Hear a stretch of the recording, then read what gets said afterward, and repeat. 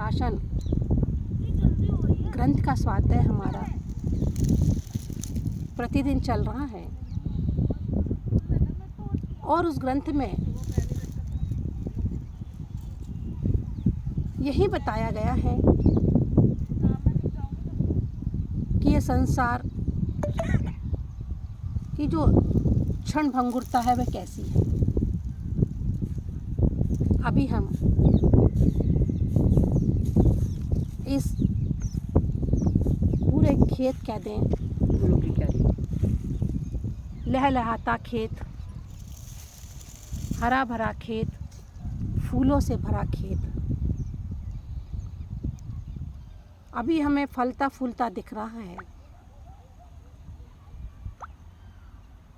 और यह बाद में, क्योंकि जो वस्तु का जन्म होता है, जिसका जन्म होता है उसकी मृत्यु निश्चित है।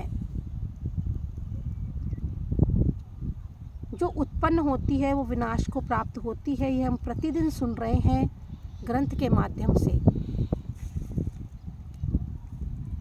तो कहना क्या है कि जो मनुष्य पर्याय मिली है, मनुष्य पर्याय में इतना सुंदर शरीर मिला है, स्वस्थ शरीर मिला है, यह जो मनुष्य पर्याय है ये मोक्ष महल की चाबी के समान है।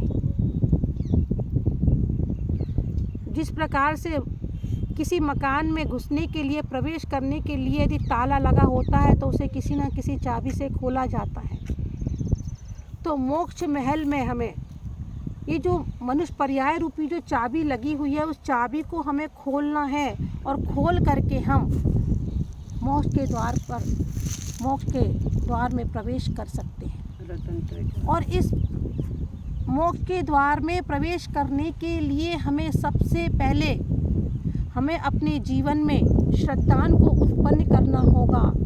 किसके प्रति श्रद्धान करें? हमारा श्रद्धान कैसा हो, कितना मजबूत हो? तो कहा है सबसे पहले श्रद्धान यदि हमें करना है तो सच्चे देव शास्त्र गुरु के प्रति हमारा श्रद्धान होना चाहिए। सच्चे देव शास्त्र गुरु के प्रति श्रद्धान नहीं होगा तब तक हमारे अंदर सम्यक दर्शन की प्राप्ति नहीं हो सकती है। और जब तक सम्यक दर्शन नहीं होगा तो सम्यक ज्ञान नहीं होगा, और सम्यक ज्ञान नहीं होगा तो सम्यक चारित्र नहीं होगा, और इन तीनों की एकता ही मोक्ष का मार्ग है। इसलिए हमें सम्यक दर्शन, सम्यक ज्ञान और सम्यक चारित्र की प्राप्ति का सतत प्रयास करना चाहिए।